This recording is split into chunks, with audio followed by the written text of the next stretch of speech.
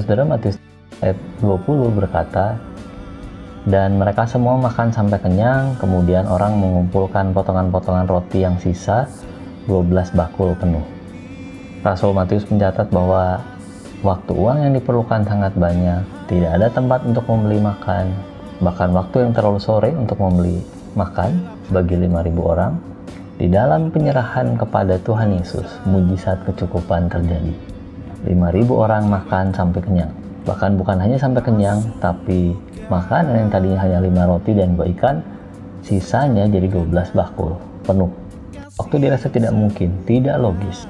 Percayalah kepada Tuhan Yesus, sumber berkat yang sesungguh. Sebab di luar Kristus hanya ada sumber berkat yang semu. Mari kita percaya kepada Tuhan Yesus, berserah kepada Tuhan Yesus, dan Dia akan mencukupkan kebutuhan kita. Amin.